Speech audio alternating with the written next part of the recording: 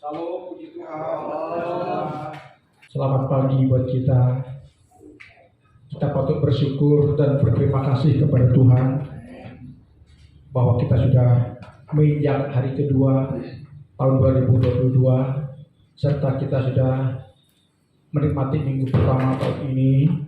Kita bersyukur seperti kesaksian saudara kita Robi tadi, tahun 2021 yang telah kita lewati. Memang ada banyak ujian, cobaan hidup yang kita alami, tapi percayalah Tuhan itu baik. Amin.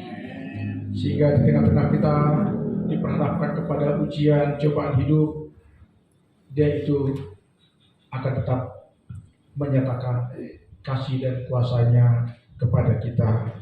Ya, karena itu di minggu pertama tahun ini saya ingin mengajak kita untuk terus menatap ke depan. Firman Tuhan yang akan saya sampaikan hari ini sangat relevan dengan keadaan kita, keadaan dunia yang akan kita jalani, dan segala dinamika kehidupan yang akan kita hadapi. Itu tidak bisa kita pungkiri, tidak bisa kita hindari, dan kita akan berhadapan dengan hal-hal yang mungkin tidak sesuai dengan harapan kita. Itu sebabnya sebalik kita kepada pesan Natal beberapa minggu yang lalu. Yang pertama, kita harus tetap kuat di dalam Tuhan. Katakan amin. Yang kedua, kita harus benar-benar memanage hati kita, pikiran kita, agar ketika kita diperhadapkan kepada sebuah keadaan yang tidak sesuai dengan harapan kita siap menghadapinya dengan sikap tenang seperti yang tadi Robi saksikan kepada kita. Karena itu kita perlu 3 hal tadi: hikmat, kebiasaan, ketenangan. Ya. Firman Tuhan berkata, untuk mendapatkan ketenangan yang sejati, tidak ada cara selain kita mendekatkan diri kita kepada Tuhan. Daud berkata, hanya dekat Allah saja aku tenang, daripadanya lah keselamatanku. Mazmur 62 kalau tidak salah saya.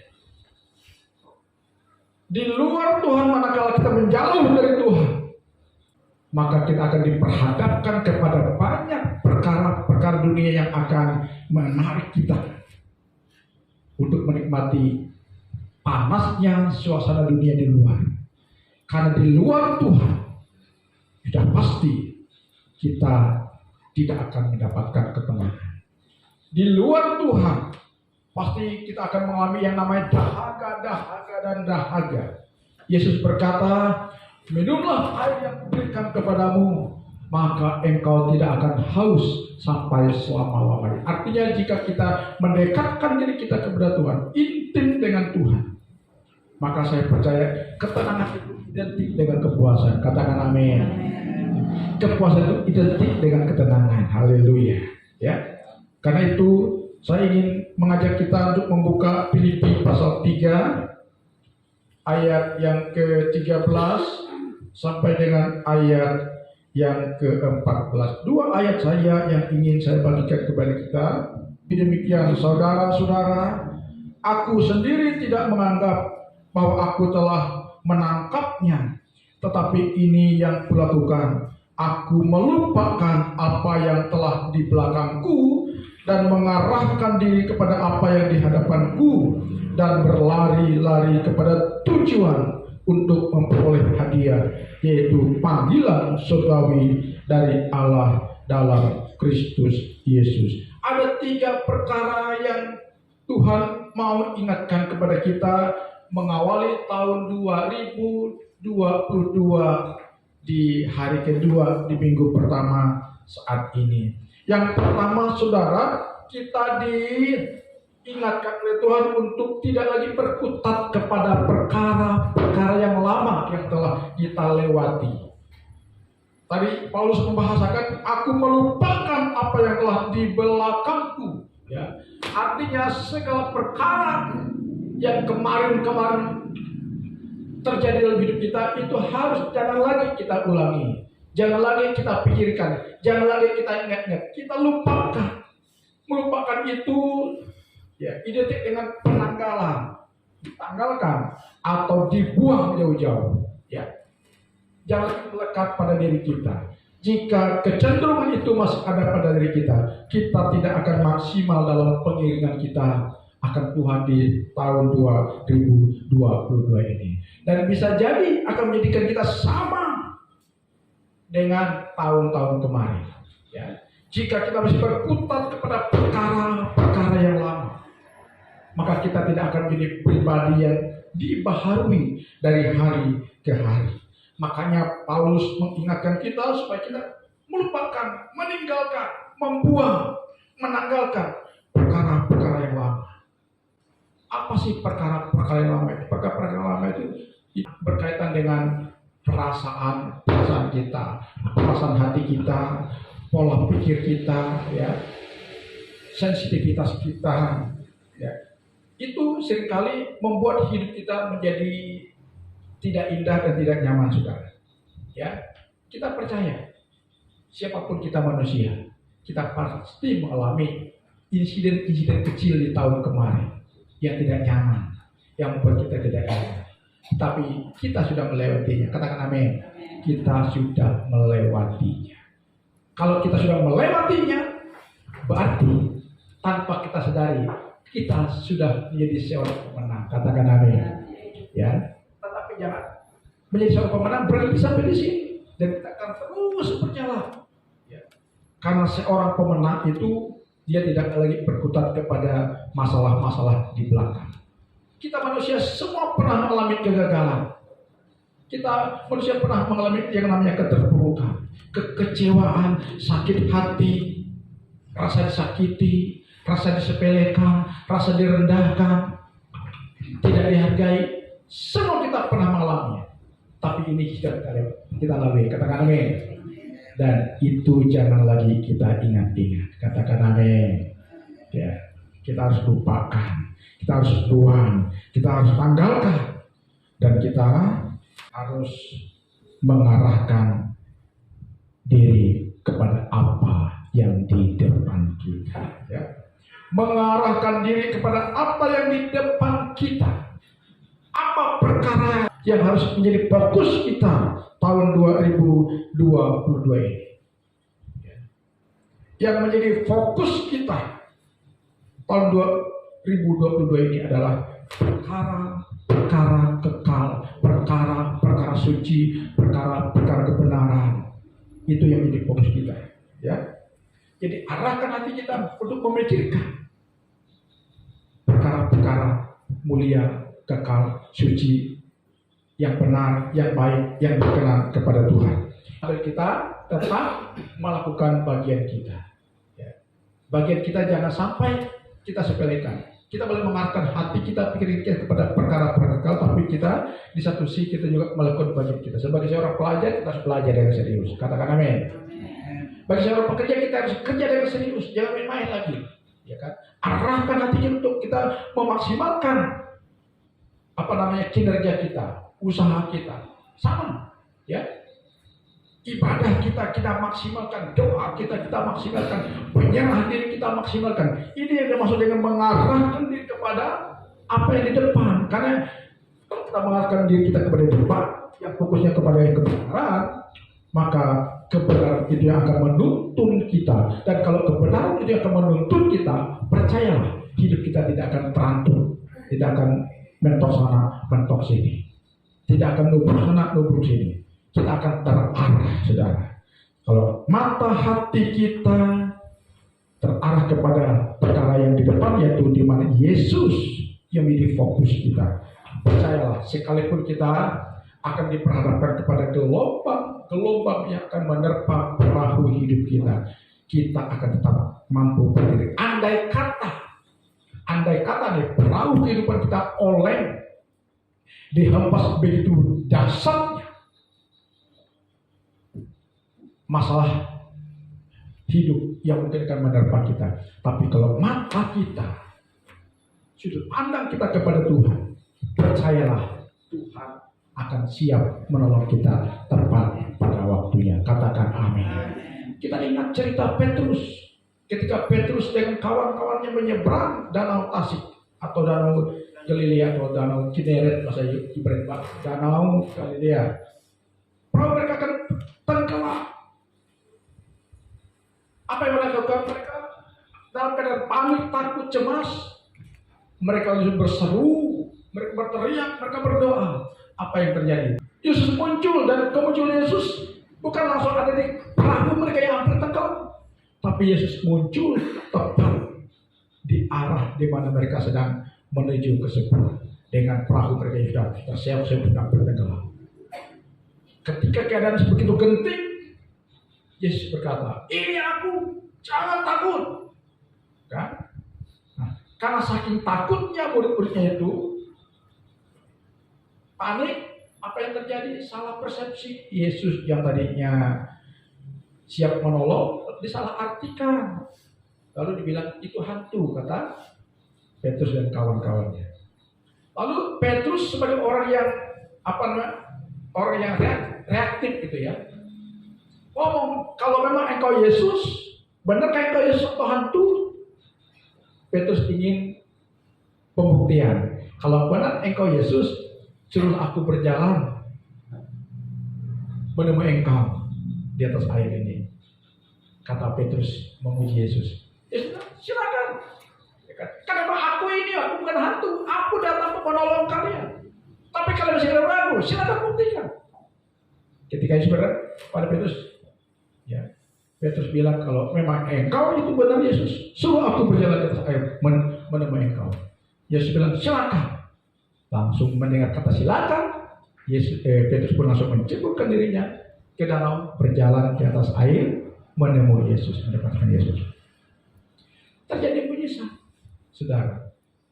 Jadi manakala kita diperhadapkan kepada kecamuknya, dahsyatnya kecamuk hidup kita, tapi kalau mata, hati, pikir kita fokus kepada Yesus, bukan kepada masalahnya, dengan baik-baik, bukan kepada masalahnya, bukan kepada hebatnya badai menerpa kita, tapi fokus kita kepada Yesus, niscaya kita tidak akan merasakan yang namanya badai itu menerpa hidup kita. Katakan amin. Jadi tahun 2022 kita harus fokus kepada Yesus, sehingga kita tidak akan berputar kepada masalah-masalah kehidupan, apalagi masalah yang sepele, masalah yang kecil, saudara. Ya, percayalah kita akan tampil sampai kepada tujuan yang Tuhan kehendaki dalam hidup kita. Haleluya. Ya. Perhatikan saudara, ketika Petrus sukses, udah mendekati Yesus, udah tinggal lihat tangkap tangannya Yesus. Tapi apa yang terjadi ketika Petrus dipengaruhi oleh pola pikirannya, hatinya mulai terpengaruh. Hatinya mempengaruhi pikiran. Petrus berpikir begini, aku ini ternyata bukan berjalan di atas geladak kapal. Aku ini bukan berjalan di atas jembatan.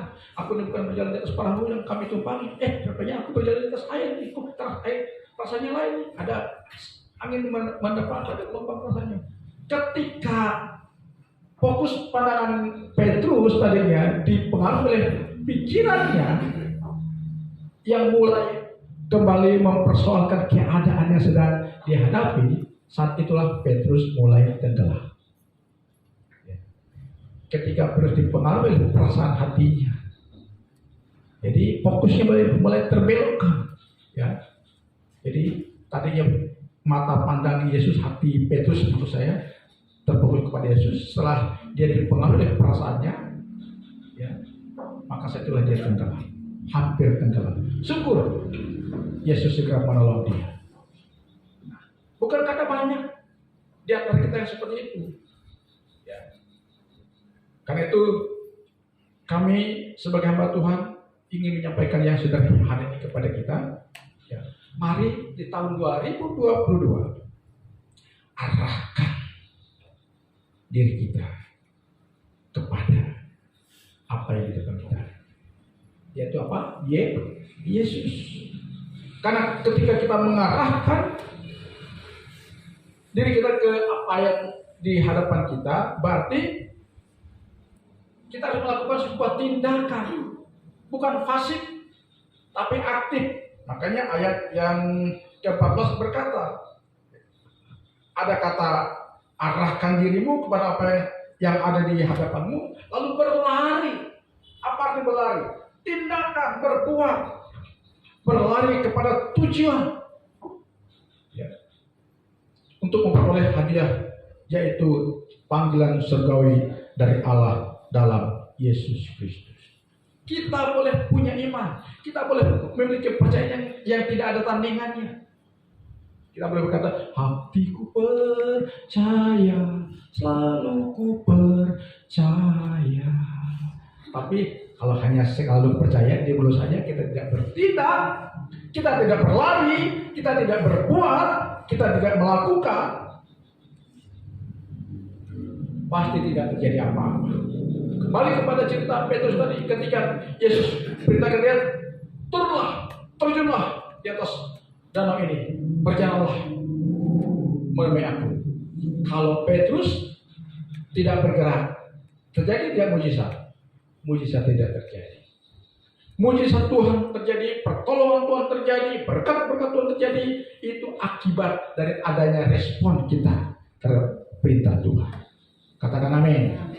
Jadi pertolongan Tuhan, mujizat Tuhan, hal-hal yang di luar jangkauan kita, hal-hal yang supranatural akan diperhadapkan kepada kita, itu tidak akan terjadi manakala kita menjadi orang Kristen yang pasif, ya, tidak bertindak. Kita berdiam diri saja, sekalipun kita punya iman, sekalipun kita punya keyakinan yang luar biasa, tapi kalau kita tidak bertindak, kita tidak melakukan sesuatu, itu tidak akan ada di tangan kita, tidak akan kita raih. Ya. Ini yang Tuhan ingatkan kepada kita, ya, supaya kita pertama tadi apa? Lupakan semua kegagalan kita, semua ketidakberdayaan kita, kekecewaan kita, perasaan kita yang kemarin tidak sesuai dengan harapan kita, semua kita tinggalkan. Dan kita berkata, Tuhan, aku tahun 2022 ini mau mengarahkan hati pikirku sepenuhnya kepada perkara yang di depan, di mana Engkau menjadi fokus hidupku, sehingga ketika kita sudah membidik fokus kita, ya, kita tinggal memention Idrus, kalau bedil apa namanya, pelatuknya. Pelatuk itu berbicara dengan tindakan. Setelah kita membidik sesuatu, sasaran yang akan kita capai, kalau pelatuk ini tidak kita tarik, maka bidikan kita itu hanya tinggal bidikan saja. Kita menarik pelatuk, artinya kita harus berlari, bertindak, berbuat untuk mengejar sasaran yang ada di depan kita. Karena itu tahun ini boleh saudara buat target. Apa target kita tahun ini? Baik target ekonomi, target pendidikan, rencana-rencana. Kita buat, ya, goal lah. Kita buatkan goal. Ya, lalu kita bidik, maka kita terjun kepada goal yang akan kita tuju. Lalu kita harus melakukan tindakan untuk mencapai goal itu tadi. Ya. Itu yang dimaksud dengan berlari-lari kepada tujuan, ya, untuk memperoleh hadiah. Saya tidak selalu berbicara tentang surga, ya kan? Tapi saya ingin juga bicara ada keseimbangan surga dengan dunia. Maksudnya suasana surga itu harus menjadi target kita tahun 2022. Amin. Suasana surga itu kita tarik bawa ke dalam ruang lingkup hidup kita. Ini target kita tarik surga itu kita bawa turun ke dalam hidup kita, ke dalam pribadi kita, ke dalam rumah tangga kita, ke dalam pekerjaan kita, ke dalam usaha kita. Niscaya saudara akan menikmati hidup itu yang luar biasa. Katakan amin. Ya.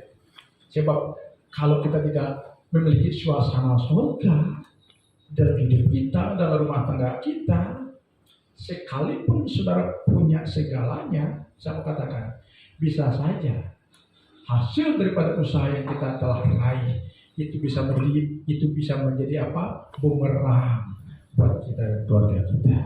Ini hati-hati. Saya mau sampaikan kepada kita, ya kan? Mau jadi orang yang sukses pada 2022, sukses tidak harus berarti memiliki segalanya, tapi hidup kita jauh lebih baik dari tahun kemarin. Katakan amin. Ya, kesuksesan kita di tahun 2022 harus dinyatakan dengan pertama, saudara kalau ibadah bawa pasangannya. Salah satu suksesnya. Amin. Ya. Kecuali yang sudah ada pasangan jangan dipaksakan, gitu ya. Ya. Yang belum ada pasangan ya sedang doakan, tapi yang sudah tidak ada pasangan jangan dipaksakan. Ini apa ya? Maunya begitu ya. Amin. Haleluya. Jadikan hidup tahun 2022 ini kehidupannya lebih baik dari tahun 2021. Sekalipun dunia mengatakan hidup ini akan menjadi berat, ramal-ramal mengatakan hidup ini akan jadi berat, tidak apa-apa, saudara. Hidup dunia memang sedang menuju kepada kesudahannya. Dunia semakin hari bukan semakin menuju kepada perbaikan.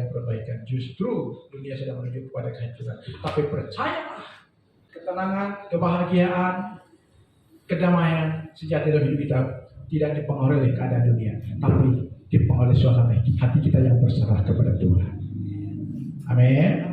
Dan suasana hati kita yang berserah kepada Tuhan.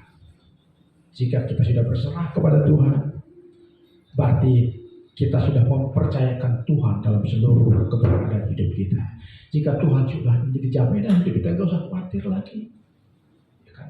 Lakukan bagian kita, mau bekerja sesuai dengan pekerjaan kita, ya, berusaha manage dengan baik. Damai sejahtera Tuhan akan ada di hati kita. Amin.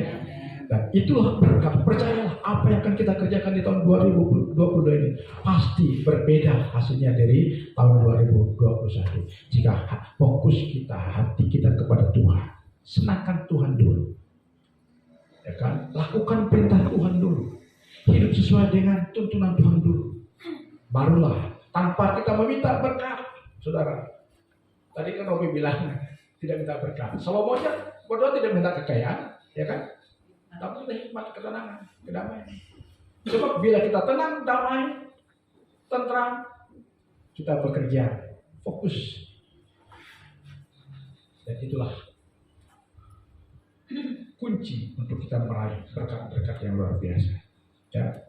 Jadi terakhir, saya mau sampaikan, berlari kepada tujuan untuk memperoleh hadiah. Apa hadiah yang sudah disediakan buat kita?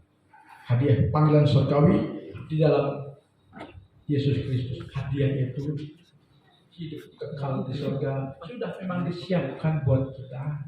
Tetapi hidup kekal, hadiah surga itu tidak mungkin kita peroleh jika kita tidak bertindak meraihnya. Sekarang kan lagi musim bola.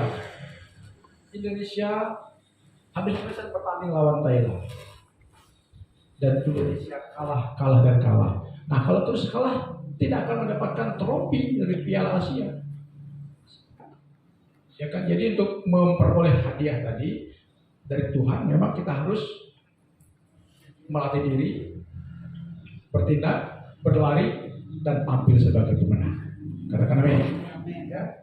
Dengan demikian saya percaya tahun 2022, yakinlah ada perkara yang terindah yang akan Tuhan nyatakan dalam kehidupan kita. Percayalah, pegang janji Tuhan. Jika kita bersama Tuhan, ya kan? Percayalah, apa yang tidak mungkin menjadi mungkin buat kita. Ya. Kita akan diberikan kuasa memindahkan perkara yang tidak kelihatan ke alam kelihatan. Ini janji Tuhan kepada kita tahun 2022. Mari kita jangan berkuat kepada perkara yang lama lagi. Fokus kita kepada Yesus. Kejar, bertindak, lakukan firman Tuhan. Percayalah, kebajikan, kemurahan, berkat Tuhan menyertai langkah kita.